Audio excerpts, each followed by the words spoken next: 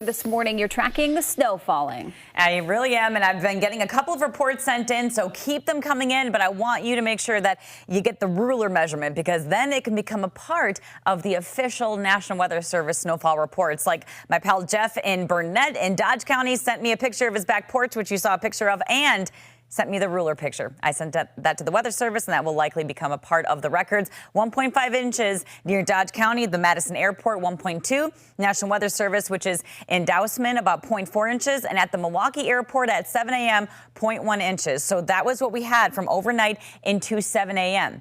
Now we have the peak intensity of the snow starting to amp up. And so these numbers are just going to go nothing but up. Feel free to continue to send us your reports and we can add them to our list. So here's the updated timeline. The only thing I shifted was this actual timeline. I didn't actually move any of the information or change any of the times. Things are going really well as far as the forecast goes. So the peak snowfall is happening now. You will get an additional 1/2 inch to 1 inch. From 11 to 3, the snow is going to start to taper off. On the backside of that low, a cold front arrives and is going to bring in some dry air. The snow will be ending, and that dry air overnight is going to help to clear out those clouds. We tank overnight tonight, temperature-wise, down to about 19 to 18 degrees. So there's a high probability of refreeze going on. Watch for those slick roads. If they're not treated and they're not salted, tomorrow morning is going to be a nightmare. So keep that in mind if you're, sitting down for dinner tonight. Just get the snow up and give it some nice salt.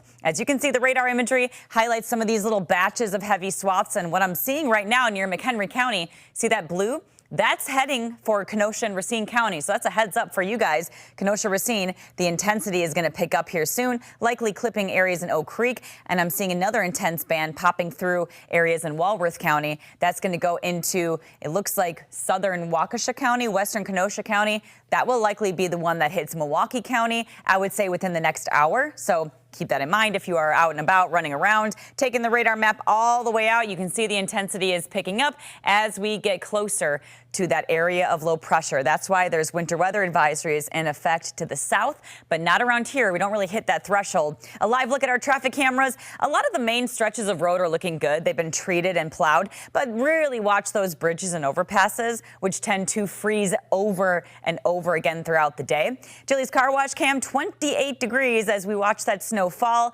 and nothing really sticking at the Deer District, but where you have the elevated surfaces, we're seeing some of that snow sticking around, and of course on the grass as well. Temperatures right now, 31 degrees. That is 4 degrees cooler than how we started off the day. The winds are calm, which is nice, so that helps with visibility. The snow will continue through at least midday, start to taper off this evening. Then we have that temperature tumble overnight tonight. There goes that area of low pressure. It takes all the moisture with it. Then the cold front arrives, and what happens behind that front is bitterly cold air is going to be settling in. Yes, the Arctic blast of cold, and this is why I'm telling you, you need to pick up the snow tonight and have the salt, because tonight's low is 18 degrees. Overall, this is a general 1 to 2 inch snowfall forecast, a pretty low one, but we do have issues with refreeze and slippery roads, so keep that in mind on one of the busiest travel days of the year. Super cold tomorrow. In fact, Monday and Tuesday morning, we could have single-digit wind chills. Incorporating local businesses into your holiday shopping, unique ways to shop with your